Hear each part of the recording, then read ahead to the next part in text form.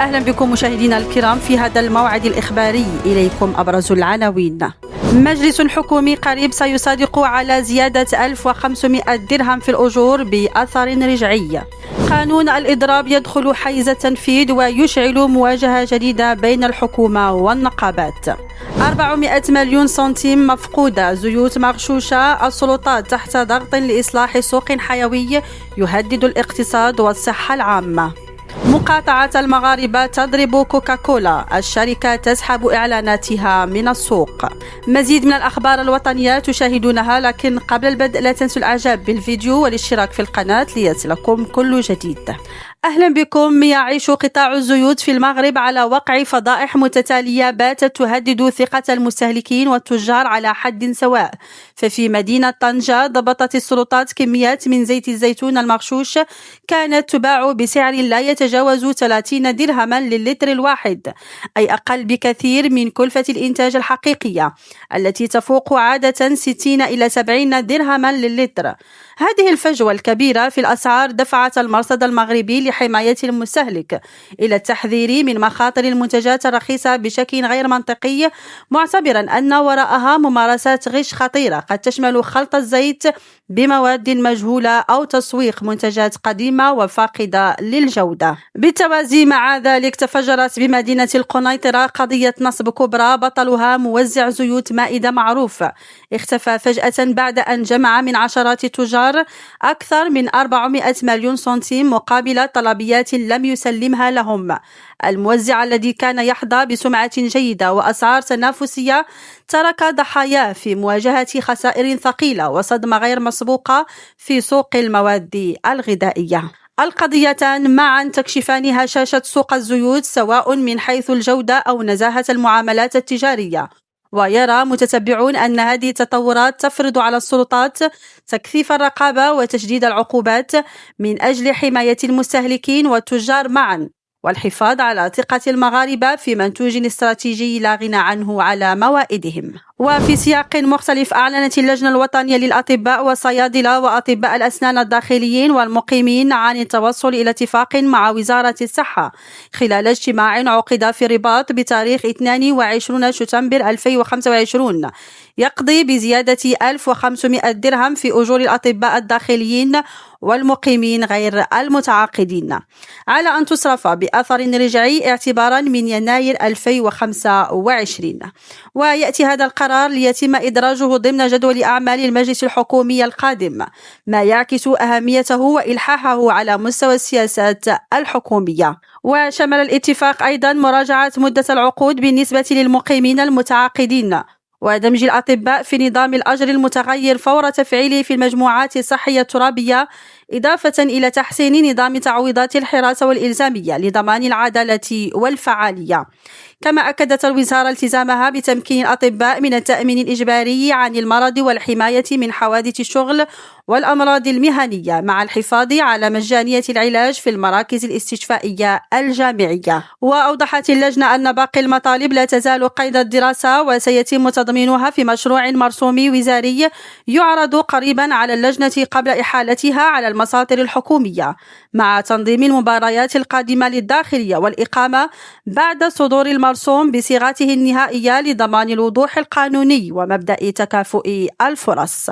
وفي سياق متصل، دخل القانون التنظيمي المتعلق بممارسة الحق في الإضراب حيز التنفيذ بعد مرور 6 أشهر على نشره في الجريدة الرسمية، ليصبح بذلك أول إطار قانوني مفصل يؤطر هذا الحق في المغرب. الحكومة تعتبر أن القانون يهدف إلى تنظيم الإضرابات وضمان استمرارية الخدمات الأساسية وحماية الاقتصاد والمواطنين من الإضرابات العشوائية. في المقابل، عبرت المركزيات النقابية عن رفضها لمقتضيات النص، معتبرة أنه يهدد مكتسبات العمال ويمنح السلطات وأرباب العمل صلاحيات واسعة للطعن في شرعية الإضراب، ما قد يفتح الباب أمام متابعات إدارية أو قضائية للمضربين. كما انتقدت النقابات إلزامية الإشعار المسبق واشتراط الحد الأدنى من الخدمات في بعض القطاعات، معتبرة أن ذلك يضعف تأثير الإضراب.